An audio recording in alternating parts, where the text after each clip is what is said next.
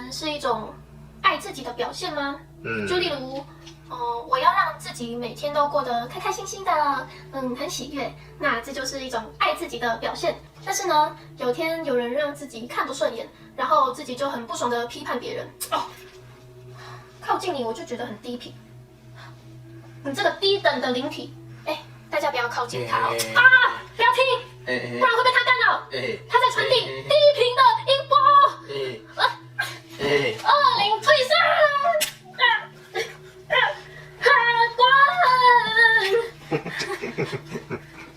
那就让自己不开心，不开心，也不爱自己。那以本质来看呢，对方也是自己，所以批判对方也代表自己不爱那一面的自己。但如果我是宽恕的，处在宽恕的频率，请参考大卫霍金斯能量图表，自己就不会让自己不开心，那就是爱自己，是这样吗？是这样没有错。即使我们看出去看到的一切没有所谓世界的存在，我们看到的别人其实也是我们的自己的信念而已。我们看到了什么，那个什么其实是我们自己的内在信念。所以当我们的内在信念是这样子的时候，那就会让我们自己不快乐。所以与其说宽恕别人，不如让我自己的内在信念能够修正到我自己会开心的频率，这样我就不会显化出下一次又有一个让自己不开心的情境发生这样子。中国字实在是很有趣的现象。中国字，没错，就是文字是很有趣的现象。文字是很有趣的事情。各位看哈，如果我对一个事情抗拒的时候、排斥的时候，我就会生气，我就会不开心。各位有没有发现"怒"这个字怎么写？就是一个奴隶、奴役的奴，然后下面一个心，就是你的心被奴役了，就被控制了。当你生气的时候，其实不是对方让你不开心或怎样，其实是你的心被你控制了这个心。在这个世界里面，控制心是从哪里出来的？各位有没有想过，控制人心的就是魔鬼？这样。那所以控制人心的就是撒旦。那当我们生气的时候，我们就是撒旦，我们就被撒旦控制了。这样。对，撒旦原本就是一个大天使，是上帝创造的大天使。结果后来因为他背叛了上帝之后，然后他就变成了魔鬼，他就要控制人心。在这个过程里面，上帝其实是代表我们的内在的觉察。当我们的觉察产生了信念要去显化，结果信念却背叛了这个觉察的本身，然后信念去产生了一个自我性，然后控制了整个人，然后这时候人就被控制了。所以其实往往被控制的是小我的产生。其实撒旦的含义，真正的含义就是我们的小我。这样啊？对，没有错。所以我们被我们的小我操控了。当小我存在的时候，他有很多他所抗拒的事情的时候，或者他很多他要的东西要不到的时候，然后他就会抗拒，他就会被控制。这个就产生不愉快的经验，就是怒就是奴隶，心就被奴隶了，被控制了。所以是说每个人都有小我，所以每个人也是。每个人都是撒旦跟上帝的结合。是这样啊。但是我们一般的人都是站在撒旦来运作的，不是站在上帝来运作，因为都不是站在觉察来看待这一切，都被小我控制，所以我们常常就会被小我控制，然后觉得这个不爽，这个不开心，这个人有问题，那个人让我如何。当这时候发生的时候，心就被控制了。所以我们要学习宽恕。我发现呢，有一个现象，就是有一些接触灵性的人，他们很讨厌魔鬼，然后会为此生气，就是会很抗拒。疑心病可能很重，就是会说，你是不是魔鬼？你是不是魔鬼派来的手下？那个人很低频，一定是不是什么好东西这样子，然后可能就会很具有攻击性、批判性。你是不对，他不对，他不对劲啊。真的常常看过这种场景。对啊，不知道为什么要这么的生气。所以这时候他的心就被奴役了，被奴役了心。所以当他生气的时候，其实魔不在外，反而是他自己处在撒旦恶魔的状态。但是有一些人他真的不会去伤害别人，但是他会看到有人被其他人伤害，那他就会很生气，然后会去批判伤害别人的那个人。那他就是撒旦吗？怎么会这样？他又没有做坏事，他不会伤害任何人啊，他就是所谓的正义的一方啊。我们讲显化法则的时候，就是所有我们遇到的情境都是我们自己所显化。今天我们显化一个人来伤害我们，或者说我们看到一个伤害别人的一个人，那为什么我们会遇到这件事情？同样是我们内在有一个区块曾经很抗拒这件事，我们才会显化出这个情境。我们有说过，在显化法则里面，我们没有所谓喜欢或者不喜欢的问题，你只要投入情绪去在一件事情上面，那个事件就会被显化再次发生，或者显化它发生。我们越是抗拒别人来伤害我们，我们就越容易产生被伤害的这种剧情。为什么我们小我会是一个奴役我们的状态？小我总是带着恐惧来生活。当你带着恐惧而不是怀着爱来生活的时候，你就常常会显化出一些不好的剧情。所以这些剧情不是别人加诸于我们身上，是我们自己去显化出来的。当我们知道显化出这样的剧情的时候，我们就要知道自己内在一定有一个区块对这样的事情怀着一份恐惧，而不是带着爱。所以批判别人、攻击别人，就代表自己缺乏爱吗？代表自己是站在小我的恐惧来做出反应的。很简单的去区分，当你运作在小我上，你的立足点是立足在小我上的时候，其实你就没有带着爱。真的爱是那个无条件的就感觉到幸福的一个地方，那个地方就是我们的觉察。所以当我们把立足点安住在觉察来生活的时候，自然就会怀着无条件的爱来运作在这个世界上。那我们遇到的事情也都会是一些很顺遂的事情，而不会有什么伤害啊等等这些事情出现。所以才说为什么菩萨更能帮助这个世界，因为他时时刻刻都处在这个觉察。但是好像又有一种说法是说，每个人都是菩萨，那让你不开心、伤害你的人也是菩萨。但是菩萨不是处在觉察吗？如果真的是菩萨，应该不会真的去伤害你吧？例如说殴打你一顿啊，然后或是用一些很恶劣的语言来回报你呀，等等等。这也不一定啊。如果你正在度过一个需要跨过去的一个关卡，然后菩萨看到你需要去跨过这一关，他可能会用一些负面的样子来让你跨过你要跨过的这个功课。是哦。比如说你正在学习宽恕，那菩萨可能就会跑出来骂你，让你去看到说一切只是我自己所显化的，那所以我要宽恕我自己。宽恕的对象其实不是别人，不是说他来骂我，然后我原谅他，然后宽恕他。那其实宽恕的对象永远是自己。为什么？因为我原谅了自己，去显化了这个情境。我原谅的对象是自己，其实不是别人。我给予爱，给予爱也不是给予别人，那个爱是给予我自己。我爱我自己，我原谅了我自己，去投射出这样的情境。我原谅我自己了，然后并且爱我自己。这时候我从我的觉察深深的去看着这一切发生，然后产生了无条件的爱，这个就叫宽恕。真正宽恕是这样子来。我们看这个恕的字也是很有趣，刚刚讲到怒，现在讲恕。恕它是不是一个如果的如，然后下面一个心叫做恕？恕的意思就如心，就是你跟随着你真正的真心，就叫宽恕。所以你回到了你的觉察，随顺着那份爱，自然就叫做宽恕。那所以照你这么说，那撒旦就是菩萨咯？撒旦不一定是菩萨，你自己显化出别人来对待你不好的情境，所以原谅的是自己。那问题是出在那个撒旦上面，撒旦是那个小我。小我一直抗拒外面很多的事情，因为那个抗拒，然后显化出更多不好的事情来到我们自己身上。那是不是真的人人都是菩萨？因为如果人人都是菩萨的话，那不就那些什么做坏事的人、伤害别人的人都是菩萨吗？当然了，当然，那这样不是那些会伤害别人的人一听到对啊，我是菩萨，所以我为了要让大家学习，所以我就伤害你们。跟这个没有关系，因为我们所遇到有这样的人存在，是我们自己显化出来的，并不是世界真的有这样的人存在。我们每一个人都活在自己的梦境里面运作。至于我们自己显化了什么出来，那全部是因为我们内在的信念所显化出来的，也就是我们的小我会去显化出这些会伤害我们的人事物出来。其实说到底，根本没有那个人。所以不是说那个人是不是菩萨，是根本没有那个人存在。真的哦。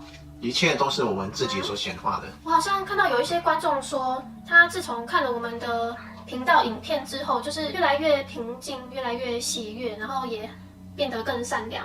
但是他的同事会欺负他，他说觉得自己很善良，但是好像都被人利用啊，被欺负啊，好像看他好欺负就会欺负他，怎么会这样啊？这个就是自己有对现象还有恐惧。这个世界显化是有时间延迟的，也就是我已经变成善良了，但是我之前对于非善良的一种恐惧，那种恐惧让我显化了情境出来。那现在我变成善良了，那结果，怎么会还有人欺负我啊？那些可能是之前就已经显化的余韵，而且这个事情就是用来去考验你是不是能真正的宽恕自己。能不能原谅自己在显化的这个过程当中，曾经显化了这样的一个事情出来？那你如果真心的去原谅不是原谅对方，而是原谅自己，原谅自己曾经显化这样的过程出来，然后放开你的心，就宽恕自己，你慢慢就会改善这样的情况，就不会被欺负了。所以重点是要原谅自己显化出这些不想要的现象吗？对，没错。那这也是一个好方法这是一个改善世界的好方法，改善你自己的世界。改善自己的世界。对，你宽恕的对象是自己，其实不是别人，因为那个一切都是你自己所显化出来的。那如果我看到有人真的在伤害别人，那真的不能去批判，不能去伸张正义吗？你自己看到这个情境的时候，是你自己所显化这个人去伤害另外一个人，然后被自己看到。当这样情况发生的时候，第一，如果你去批判他的时候，你本身对这个事情，对伤害这个事情是有所抗拒，你有所抗拒，你就会显化出伤害的情境回到自己的身上。第二，如果你去伸张正义，你去制裁这个人的时候，除了你的信念去抗拒之外，你还在行为上去造作了很大的抗拒，去排斥这件事情，你就更容易显化，更快显化，以及显化出更大的情境回到自己身上。所以批判已经是会显化出对自己不利了，你去制裁，去伸张正义，你就会显化出更大的情境回来自己身上，所以这个对自己更加不利。那这个世界好像很多人是不是很习惯批判别人？那经常批判别人，那不就会显化更多批判吗？有可能显化出批判回来自己身上，也有可能显化出你所批判的那一件事情发生在自己身上，要看你当时的能量的状态。最好都不要去批判，而是你用自己的爱，然后去原谅自己，显化出这个情境来给自己看到。但是像你看，像耶稣啊、佛陀这些圣人都很慈悲、很有爱、很宽恕，但是还是很多众生批判他们呢。因为钟摆的两端嘛，他们要救世界，然后要做很大的一个善举，所以他们就会摆荡到一个好的那边很大的一个钟摆。那这个钟摆效应自然就会在另外一边呢产生了一些作用力出来，可能就会有人背叛他们啊，或者怎样。这只是一个钟摆效应，佛陀他自己就知道这一切都是我所显化出来的，他当时就会原谅这一切的发生。他不是原谅那个人，他是原谅自己显化出这一切的发生，因为他要去成就一个更大的事情，这就是一个不好的扣打嘛，之前讲的。那他去消化掉这个不好的扣打，把它取消掉，然后他就会帮助到更多的人。所以是说，一个人他救他自己的世界越多，正面影响世界越大，另一端就会有摆荡嘛，就会有可能就会有一个摆荡。对，没有错。那这个摆荡他自己如果去消化它之后，摆荡就会不见了。那你刚刚说摆荡嘛，一个很善良、很有爱的一个存在，还是可能会摆荡。那么如果一个很伤害他人啊、很批判人的人，那就是一个不好的摆荡嘛。那另一端是什么？好的那一端是什么？它去显化是在这里一直重复的时候，它摆荡也有可能会产生一些微小的好的结果，但是那些微小的好的结果，它马上又会回到它原本这个循环上面去。它跳不出这个循环。摆荡的意思是说，当我摆过去的时候，我如果一直在那里循环，那我就不知道多久才会摆回来，就会变成这样。我知道了，是不是可能真的有一些人是以伤害他人、批评他人为乐，然后以例如虐待动物为乐，对他来说这些是好的，那他可能会显化，有一部分的人是支持他的，是这样吗？对他来说是好的，他的想法是这样子。就是很单纯的恶。很单纯的恶，其实在他的世界里面，他也会显化出一小部分好的现象出现，这是一定。就是我们看所有事情，其实它是一个像太极一样的东西，好的那一面有多少，坏的那一面有多少，这整件事情只是一个比例的问题，所以它不会是一个全然的好或全然的坏。就算它很坏，它里面一定也有一小部分的好之类的，就会这样发生。那个好是真的，可能说他喜欢虐待动物，但是他很善待植物吗？还是说他那个好是可能没有？他好的是，比如说，就像你刚刚说的，他纯粹去虐待动物，90%的人都反对他、批判他，但是可能有10%或5%的人，反而是支持他的，就是像这样子。原来是这样。世界上没有绝对的好坏，没有绝对的好坏。有人觉得。批判啊，那些攻击他人就是好赞。没错。像我们这样的影片，然后在讨论这些事情，我们谈的是原谅自己，然后宽恕了自己。我们的立基点不是在要不要去批判别人，要不要去制裁别人，要不要去伸张正义。我们谈的不是这个，我们谈的是，当你看到一件不好的事情的时候，我们要原谅的对象是自己。而不是别人，因为我们显化了这个现象出来。当我们真的去原谅自己的时候，这个现象也得到了瓦解，它就会变成好的。所以，如果我们原谅自己，不就自然不会去批判别人吗？没错啊，所以就是变成一种宽恕。只是宽恕的对象其实是自己，我原谅了自己了。有一个人去，比如说攻击我们的时候，那我们对这件事有抗拒的时候，真的受到伤害的是我们，并不是对方。我们为什么要在这件事情上去接受这个伤害？对啊，我们应该是看到这个，跟我无关，这个其实我并不是这样，所以你就跳开就好，你完全不需要去接受那个伤害。你去接受伤害之后，你又反抗反弹，这样就是一个恶性循环。我有看过一部卡通，叫做《怕痛的我》，把防御力点满就对了。就是如果你怕痛的话，那你就只要防御就好了，你也不用去攻击啊，也不用去干嘛，就防御力点满。这也很有趣啊。如果怕痛的话，你就把那个宽恕点满就好了。对，怕痛的话把宽恕点满，那这就是一种爱自己。所以世界上没有对错，是这样吗？但是是不是还是有正面频率跟负面频率？就是频率是有标准的，是这样说吗？自己处在什么样的频率，也就是自己把自己放在什么样的情绪，就会显化出好的还是坏的情境。所以所谓的标准就是自己站在什么频率上面，就是这样。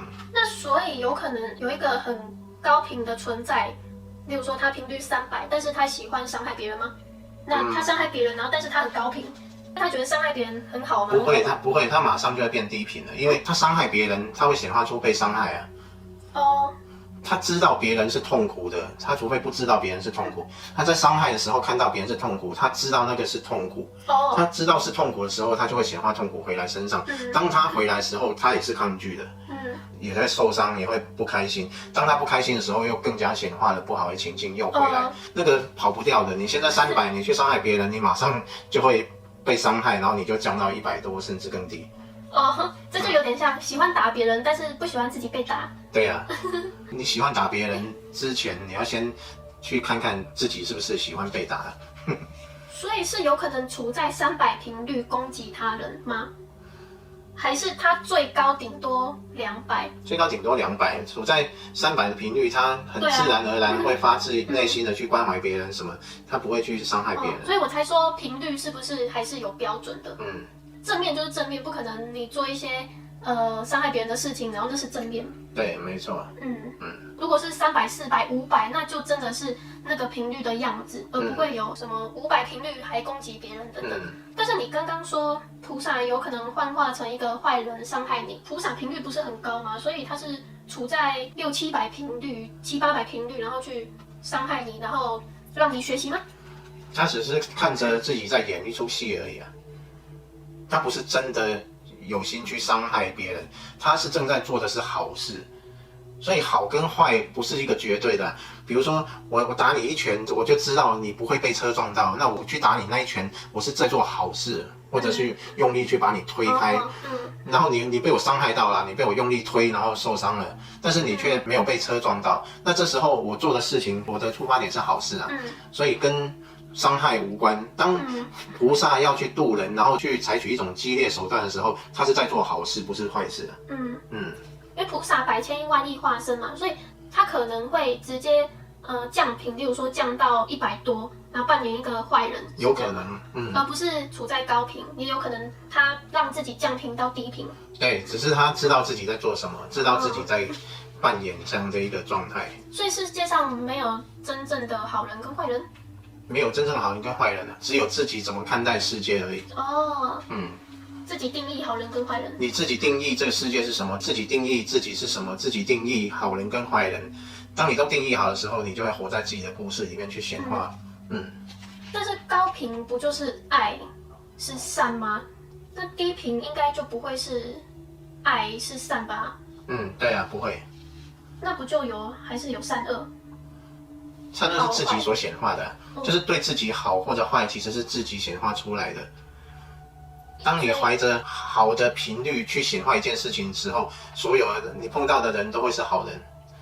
所以意思是，可能有一个世界专门就是伤害别人，就可能在打架，但是对他们来说这是好的。在佛教里面有一个讲法，就是当你在往生的时候，你怀着愤怒的时候，如果你是有福报的，你就会跑到阿修罗道；如果你没有什么福报的话，你就会到地狱道，你就会显化出一个不好的情境来。你如果有点福报，你也会显化到阿修罗道。阿修罗道就是整天打打杀杀的世界。你自己常常怀着嗔恨心，你也会把自己就显化到整天嗔恨，然后打打杀杀的世界去。所以一切都是显化。既然一切都是自己频率的显化，我们就让自己能够处在美好的频率去显化美好的事件，这样就是对自己最大的宽恕了。所以阿修罗道是比这个人道还要更高维度，更高维度，但是是一个负面的高维度。但是你之前是不是有说过，在更高的维度就不会有负面？对，就不会有负面。阿修罗道已经是负面的最高维度了。对，负面的最高维度。对，那再高不就是再高就是善啊、美啊、爱啊？那不就是一个定义？对，当然是定义啊，在故事里面都是定義。所以在故事里面还是有好跟坏，但是故事外一切都是中性的，是这样吗？是没错。因为可能有些人会说啊，一切都是中性的，没有所谓的好坏，没有对错。但是其实人在故事里就是有，就你还没有完全跳脱故事，还没完全登出开悟，就你还在，就会有故事，就会有故事了，就会有好坏。你不能用讲的，你说凡事都没好坏，然后过一下子有人然后去偷你的钱包，然后你会觉得说，没关系，一切都没好坏。可是你哇就好生气了，竟然钱包被偷。你能把世界的事情都看成是好的吗？这个就不是嘴巴说说就能做到的。在故事内，我们还是有故事性，还是能分辨得出善与恶，高频与低频，还没有登出开悟，但是就明明潜意识知道这就是善，这就是恶，这是高频，这是低频，但是表意识竟然告诉自己说，这不是好，这也不是坏，这不是善，这也不是恶，这不是高频，这也不是低频，这些其实都是用嘴巴讲的。那如果要跳脱故事性，就真的只有不解释了，就直接不解释，就不要再讲了。不要再讲了啊！这不是恶，这不是善，那不是，这才是怎样的？不解释，不解释。那这集就分享到这里啦，拜拜，拜拜。